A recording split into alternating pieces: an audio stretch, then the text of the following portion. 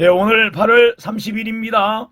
우리 다 함께 찬양함으로 하나님 앞에 예배하며 나아가겠습니다. 이곳에 오셔서 이곳에 앉으소서. 이곳에서 드리는 예배를 받으소서. 주님의 이름만이 오직 주의 이곳에 있습니다. 이곳에 오셔서 이곳에 앉으소서. 이곳에서 드리는 예배를 받으소서.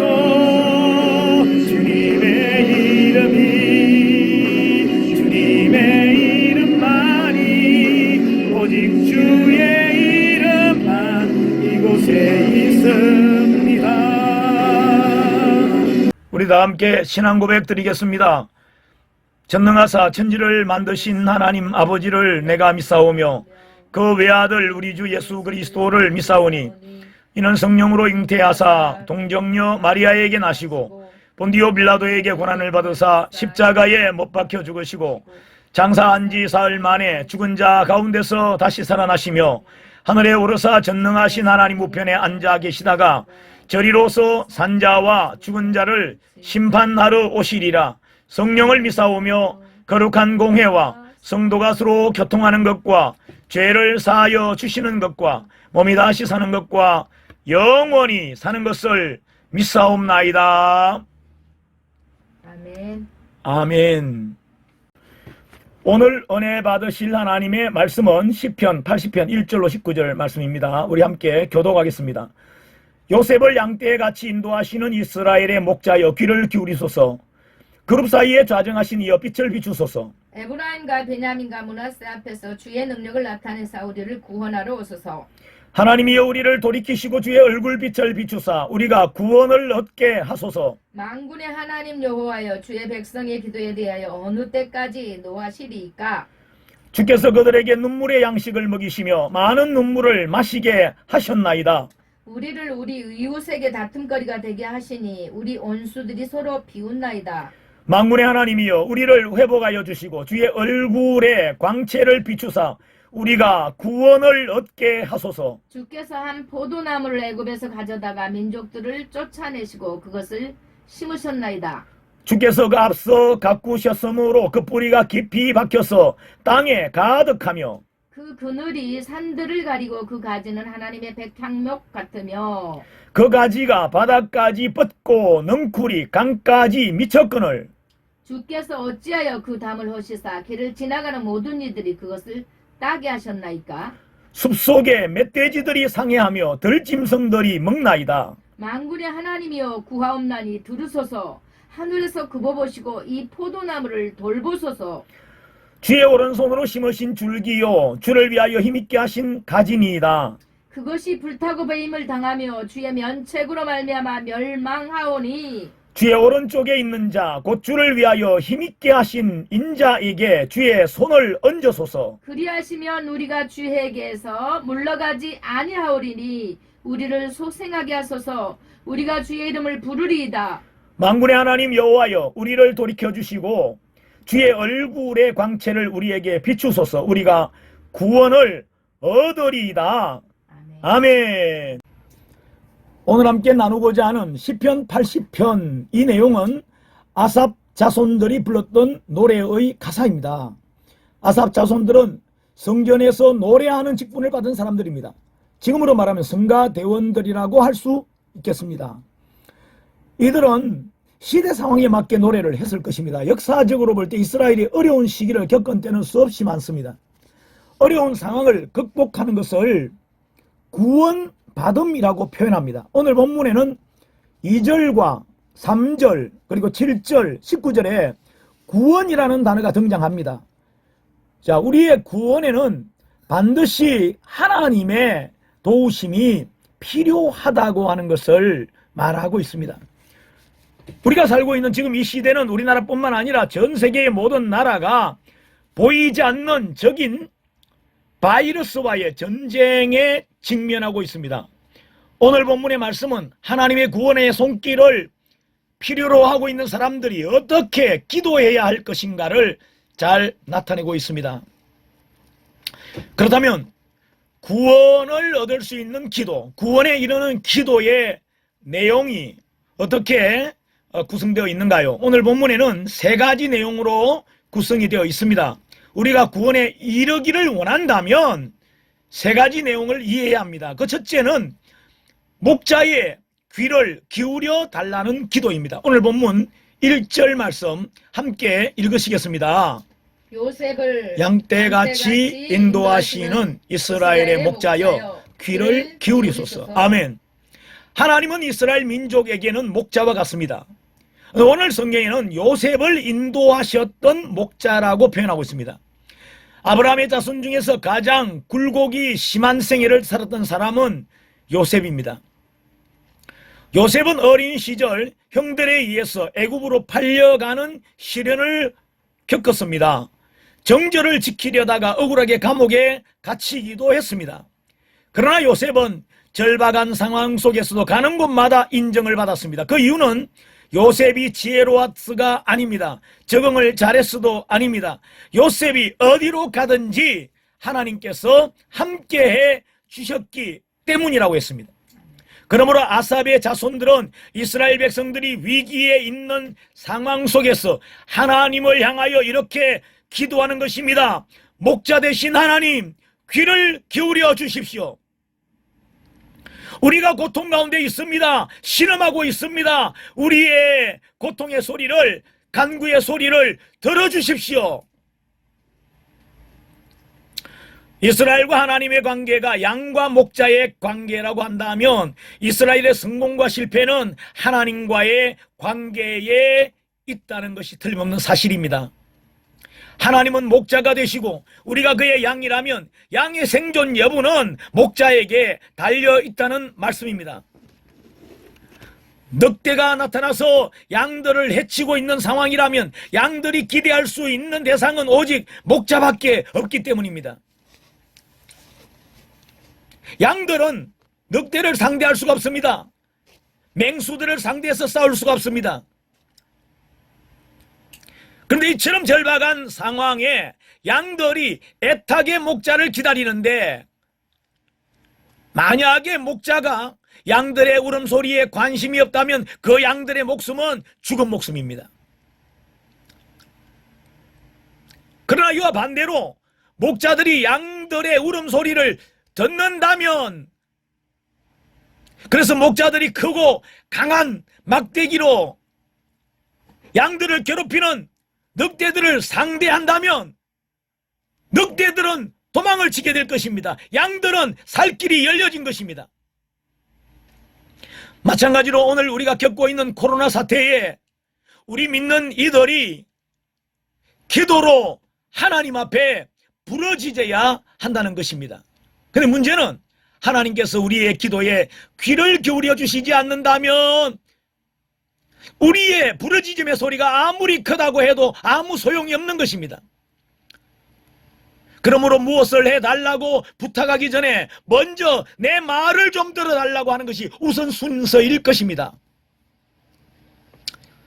그렇다면 목자가 되시는 하나님께서 우리의 부르짖음에 대해서 외면하시고 귀를 닫으시는 이유가 무엇일까요? 왜 하나님은 자기 백성들이 어려움을 겪고 있는데 그 양들의 고통의 부르짖음의 소리에 아무런 반응을 하지 않으실까요?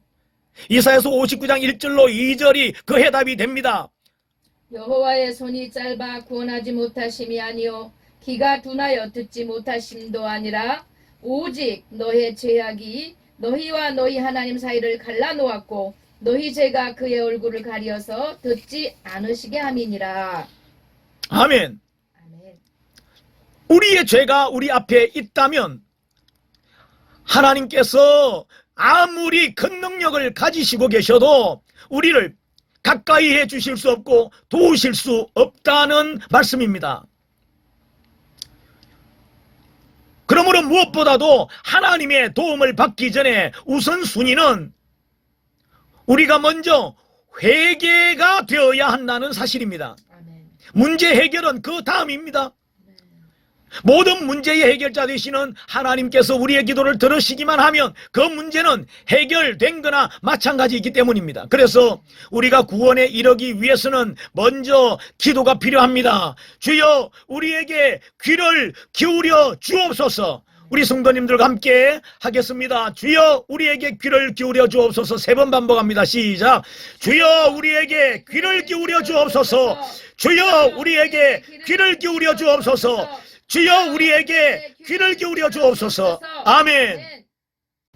우리가 구원에 이르는 두 번째 내용의 기도는 주님을 초청하는 기도입니다. 오늘 본문 2절을 보시겠습니다. 에브라임과 베냐민과 므낫세 앞에서 주의 능력을 나타내사 우리를 구원하러 오소서. 하나님과의 관계가 회복된다면 그 다음에는 어떤 부탁을 드려도 가능할 것입니다. 오늘 본문 2절에는 하나님의 능력을 나타내시고 우리를 구원하러 와 주십시오 라고 하는 내용입니다. 오늘 본문에서 특이한 것은 우리가 구원을 받으러 하나님 앞으로 가겠다는 표현이 아니라 우리가 어려움에 처해 있으니 하나님께서 구원자로 우리에게 와 주십시오 라고 하는 내용입니다. 어린 아이들은 어려운 일을 만나면 부모님을 찾을 것입니다. 근데 우리 그리스도인들은 어려운 일을 만나면 하나님을 찾는 것이 당연한 일입니다. 주님 내가 어려운 지경에 있습니다. 주님 빨리 좀 와 주십시오 라고 하는 기도입니다. 사실 우리가 구원받는 이 일에 이와 같은 논리는 정확히 맞아떨어집니다. 우리 그리스도인들이 알고 있는 구원은 내가 하나님을 찾아가는 것이 아니라 하나님께서 우리를 찾아오시는 것입니다. 불교는 구원을 향하여 내가 찾아가는 종교입니다. 그래서 수도 종교라 그럽니다. 내가 도를 닦고 내가 수행을 하고 내가 노력함으로 내가 구원을 향하여 찾아가는 것입니다. 그런데 우리 기독교는 계시 종교라고 합니다. 하나님께서 우리를 향하여서 보여주시고 또 나타내 주시고 찾아와 주시는 종교라 이 말입니다. 시편 80편 14절 말씀을 보시겠습니다. 만군의 하나님이여 구하옵나니 돌아오소서. 하나님이 오셔야 구원의 역사가 일어납니다. 창세기 12장의 아브라함의 경우에도 하나님께서 아브라함을 찾아오셨습니다. 창세기 19장을 보면 롯이 자신이 살고 있는 소돔성의 멸망을 전혀 모르고 있었을 때에 하나님께서 그의 사자를 보내셔서 롯의 가족을 건져내셨던 내용이 기록되어 있습니다. 오늘날 우리가 구원을 받게 되는 것도 하나님의 사자이신 예수님께서 이 땅에 찾아와 주신 결과인 것입니다. 매주일 우리가 하나님 앞에 드리는 예배, 가장 아름다운 예배, 가장 성공적인 예배는 우리가 형식에 맞춰서 드리는 그런 예배가 아닙니다. 반드시 예배의 가장 중요한 조건은 하나님께서 찾아오셔야 하는 것입니다. 예배 위에 하나님이 나타나시고 임하시고 하나님께서 교회 위에 좌정하실 때에 진정한 예배가 되는 것입니다. 오늘 우리 온라인으로 드리는 이 예배 위에도 성령께서 함께 하시고 임재하시다고 저는 믿고 있습니다. 제가 좋아하는 찬양 중에 임재라는 찬양이 있습니다. 우리가 예배를 시작하면서 함께 불렀던 찬양입니다. 그 찬양의 그 내용을 생각하면서 가사를 생각하면서 다시 한 번 더 듣겠습니다. 이곳을 주목하소서.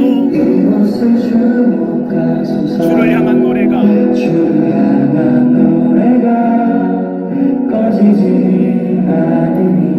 하늘을 열고 오소서.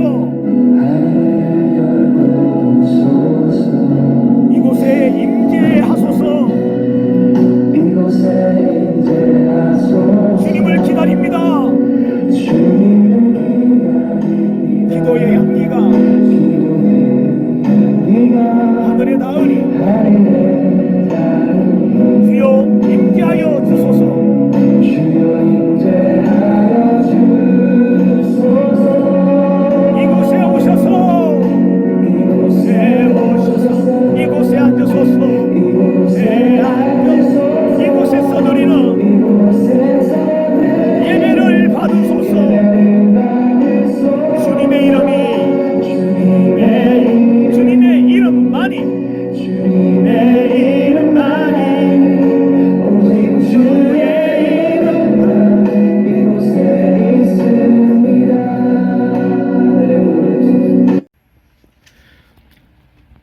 진정한 예배는 하나님께서 오셔서 임재하셔야 진정한 예배가 되는 것입니다. 하나님의 임재가 없는 예배는 엉터리 쇼에 불과합니다. 그러므로 예배에 빠질 수 없는 순서가 찬양입니다. 구약의 시편을 가장 많이 지었던 다윗은 찬송하는 중에 하나님께서 오시는 것을 알았습니다. 시편 22편 3절 말씀을 같이 보시겠습니다. 이스라엘의 찬송 중에 계시는 주여, 주는 거룩하시니이다. 이처럼 다윗은 하나님께서 찬송을 부를 때에 오시는 것을 알았기 때문에 찬양을 드리는 일에 열심이었습니다. 그는 음악계의 에디슨이라고 할 만큼 다양한 악기를 만들었고 많은 비용과 시간을 들였고 정말 찬양을 보급하는 일에 열심히 행했던 인물입니다. 역대상 23장 5절 말씀에 보면 같이 읽겠습니다. 4,000명은 그가 여호와께 찬송을 드리기 위하여 만든 악기로 찬송하는 자들이라. 여러분, 다윗의 만든 악기들을 가지고 찬송하는 이들의 인원이 자그마치 4,000명입니다. 4,000명의 오케스트라가 다윗에 의해서 만들어졌습니다.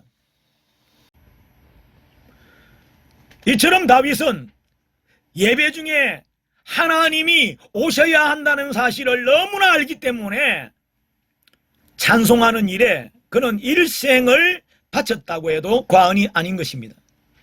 여러분, 우리가 구원을 얻기 위해서는 하나님께서 반드시 우리 가운데 오셔야 합니다. 우리 이 시간에 한번 우리의 구원을 생각하고 내 이 환경에서 나를 건져주옵소서, 이 상황에서 우리를 건져주옵소서, 우리가 이런 기도하는 마음으로 주여 우리에게로 돌아오시옵소서, 주여 우리에게로 돌아오소서, 주여 우리에게 돌아오소서. 우리 3번 합니다. 시작. 주여 우리에게 돌아오소서, 주여 우리에게 돌아오소서, 주여 우리에게 돌아오소서. 아멘. 자, 우리가 구원을 얻는데 3번째 기도가 있습니다. 예, 마지막입니다. 3번째 드리는 기도는 돌이켜주시고 빛을 비춰 주옵소서, 이런 기도입니다. 오늘 본문 3절 말씀 읽으시겠습니다. 하나님이여 우리를 돌이키시고 주의 얼굴빛을 비추사 우리가 구원을 얻게 하소서.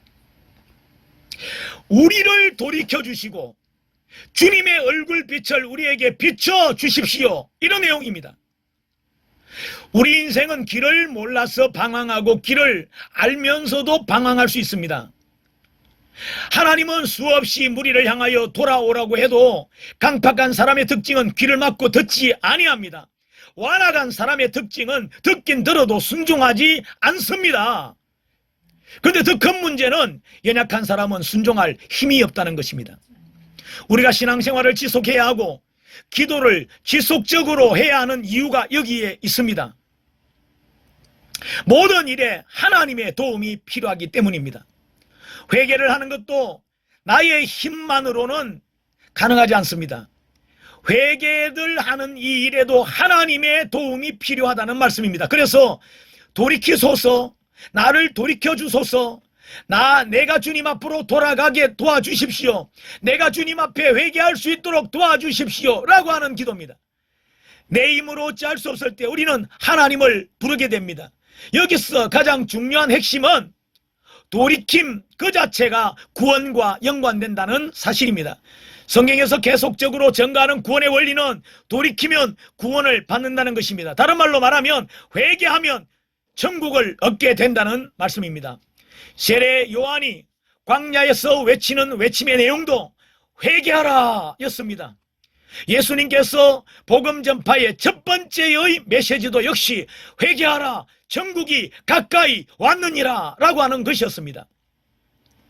오늘 본문에 4번씩이나 빛을 달라는 외침의 소리가 있습니다. 1절 말씀에 빛을 비추소서, 3절 말씀에도 주의 얼굴빛을 비추사 우리가 구원을 얻게 하소서, 4절에도 주의 얼굴의 광채를 비추사 우리가 구원을 얻게 하소서. 19절 말씀 같이 하겠습니다. 시작. 주의 얼굴의 광채를 우리에게 비추소서. 우리가 구원을 얻으리이다 라고 절박하게 빛을 구하고 있는 것입니다. 그렇다면 빛이 무엇이기에 이처럼 빛을 달라고 할까요? 저는 시편을 읽어보면서 빛이 하나님을 가리키는 다른 표현이라고 하는 내용들을 여러 군데서 발견을 했습니다. 시편 27편 1절에 보면 여호와는 나의 빛이요 나의 구원이시니 내가 누구를 두려워하리요. 그렇습니다. 하나님이 빛이시라는 겁니다.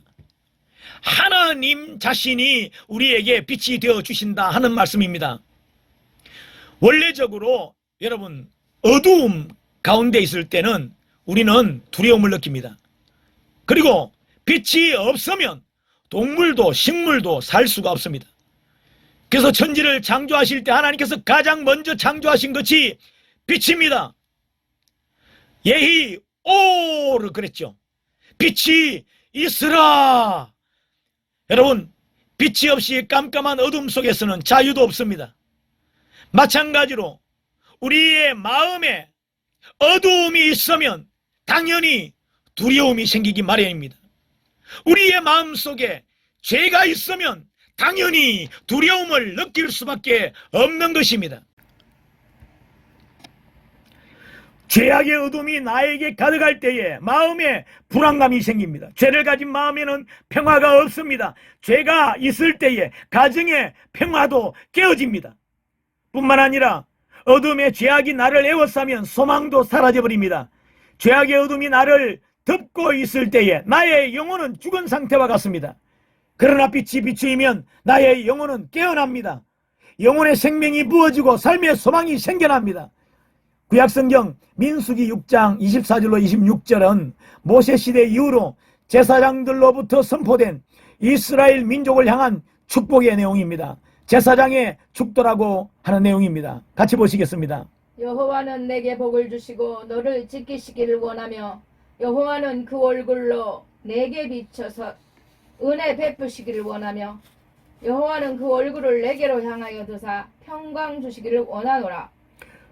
여기서 하나님께서 얼굴을 우리에게 드시면 하나님의 얼굴이 우리를 향하시면 빛이 나온다는 겁니다.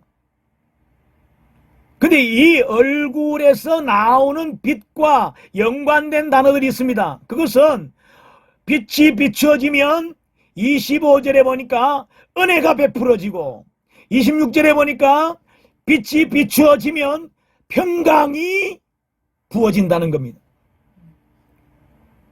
은혜와 평강이라고 하는 이 단어는 바울 서신에서 공통적으로 발견하게 되는 유대인들의 인사입니다. 은혜가 또는 평강이 있기를 원한다. 이런 내용이죠. 여기에 순서를 보면 하나님의 은혜가 임할 때에 우리에게 진정한 평안이 생겨난다는 것을 알 수 있습니다. 요한복음 14장 27절에 보면 예수님께서는 평안을 너희에게 끼치노니 곧 나의 평안을 너희에게 주노라. 내가 너희에게 주는 평안은 세상이 주는 것 같이 아니하니라. 예수님께서 제자들에게 왜 평안을 말씀하십니까? 당시에 예수님의 제자들은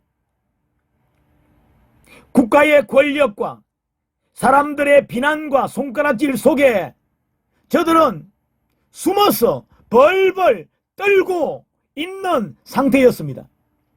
저들에게 평강이 전혀 없던 상태였습니다. 그런데 이들에게 예수님이 나타나셔서 내가 너희에게 평안을 주노라. 헬라어 성경을 보면 에이렌의 휘민 그랬습니다. 너희에게 평안이 있을지어다 이 말입니다. 진정한 평강은 하나님이 주시는 것이고 예수님이 주시는 것입니다. 하나님께서 우리 인간을 창조하시고 세상을 지으신 궁극적인 목적도 우리를 평강의 나라로 이끌어 가시기 위해서입니다. 우리 하나님이 계시는 천국은 평강의 나라입니다. 우리 예수님이 이 땅에 오셨을 때에 예수님을 왕이라고 했는데 어떤 왕입니까? 평강의 왕이라고 했습니다. 수천 년의 세월 속에 제사장들의 입술을 통하여 선포되었던 민수기 6장 24절로 26절의 축복의 그 내용은 결국 예수 그리스도께서 평강의 왕으로 이 땅에 오심으로 완성되었습니다.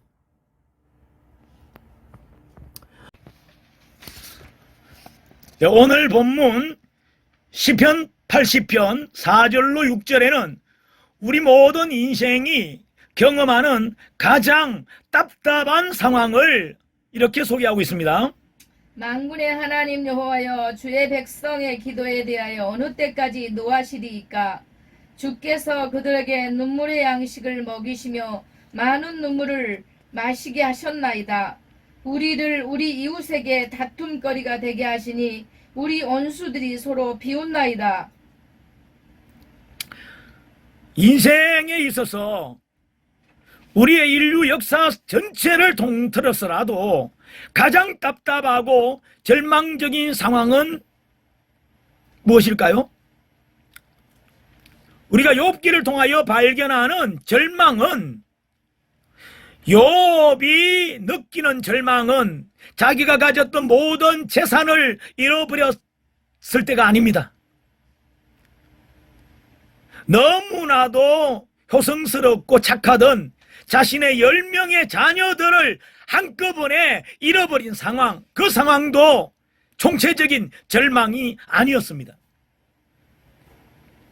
욥이 절망하는, 가장 심각하게, 가장 비참하게 절망하는 것은 아무리 찾고 아무리 몸부림쳐도 하나님을 만날 수가 없는 상황이 가장 절박한 상황이라는 것입니다. 욥기 23장 9절 말씀을 같이 보시겠습니다. 그가 왼쪽에서 일하시나 내가 만날 수 없고 그가 오른쪽으로 돌이키시나 배울 수 없구나.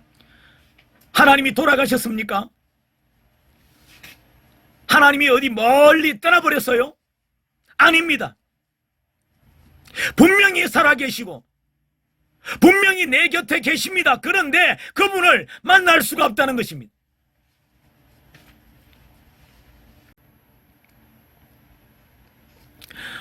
오늘 본문 13절로 16절을 보면 목자이신 하나님이 외면하시는 동안의 상황을 이렇게 설명합니다.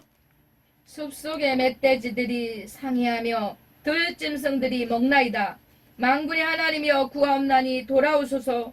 하늘에서 굽어보시고 이 포도나무를 돌보소서.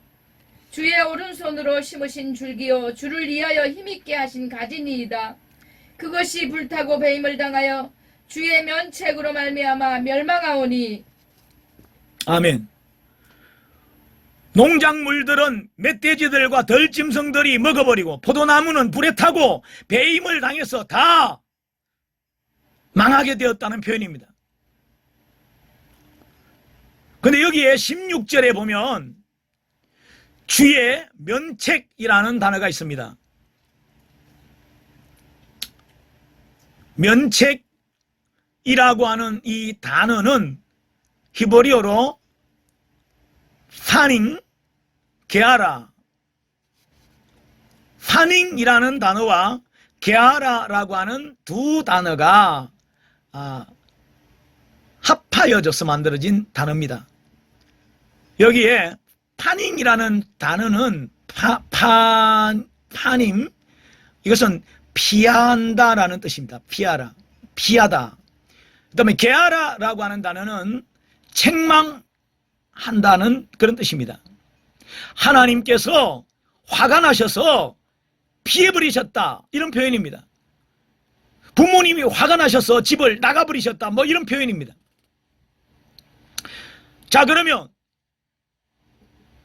가장이 되시고 목자가 되시는 하나님이 여기에 면책, 즉 피해버리셨다, 어디로 나가버리셨다 라고 할 때의 상황이 어떻다고요? 하나님이 가꾸시던 농장에 멧돼지들이 들이닥쳐서 그 멧돼지들이 모든 농작물들을 다 못쓰게 만들어버렸다는 것입니다.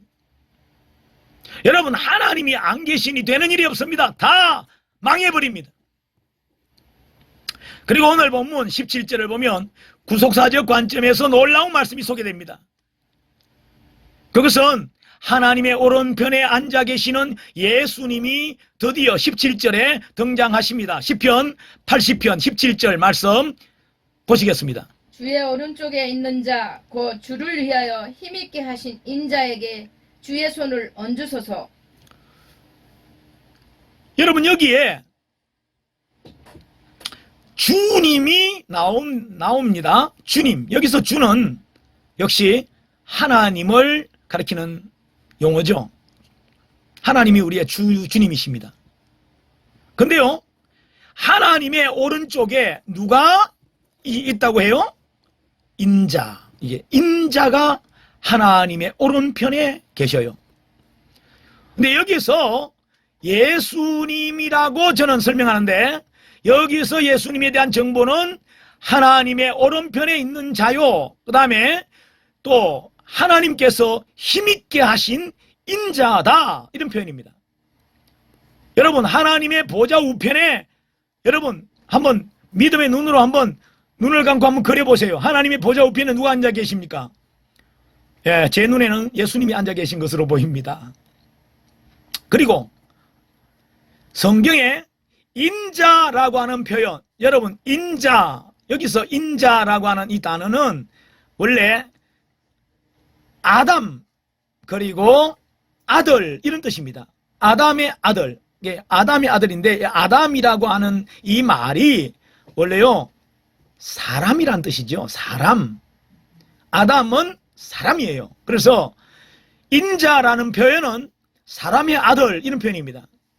히브리어로 아담 벤 아르 이렇게 되어 있는데, 아담 벤, 이렇게 아담 벤이라는 게, 벤은 아들이고 아담은 사람이란 뜻이죠. 그래서 인자라고 하는 하나님의 보좌 우편에 사람의 아들이 있답니다. 사람의 아들.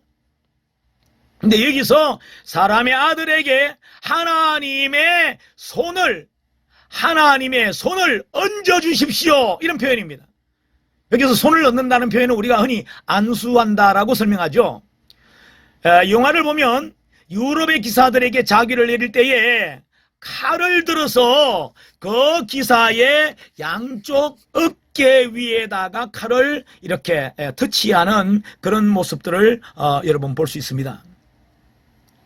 지금 각 나라의 군인들의 계급장을 보면 머리의 모자에다가 부착하기도 하고, 그 다음에 오른쪽 왼쪽 어깨 위에 견장으로 붙입니다. 여기에는요 임명한다라고 하는 의미가 담겨 있습니다.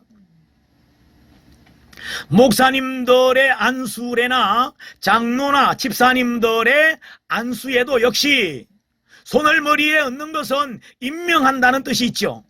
그런데 오늘 본문에서 하나님의 우편에 계시는 인자에게 손을 얹어 주십시오라고 하는 것은 안수해 주십시오, 이런 표현입니다. 우리가 성경 전체를 들여다보면 아담의 범죄 이후로 우리 인류는 멧돼지와 같은, 그리고 들짐승과 같은 무자비한 마귀와 사단의 공격을 받아왔습니다. 하나님이 지으신 온 세상에 마귀와 사단이 주인 노릇하고 있는 것입니다. 이들이 하나님의 백성들을 자기 마음대로 통치하고 억압하고 해치려 하고 있다는 말씀입니다. 이때 우리의 기도가 어떤 기도가 드려져야 한다고요? 오늘 시편 80편의 내용이 여러분들에게 정리되어지고 우리 모두가 이러한 내용으로 기도할 때에 우리에게 구원의 역사가 일어날 것을 확신합니다. 첫 번째 기도의 내용이 무엇이었습니까? 하나님, 내 말을 귀 기울여 주세요. 들어주세요. 이런 뜻입니다. 두 번째 내용은 하나님 빨리 오셔서 우리 좀 살려주세요, 이런 내용이었어요.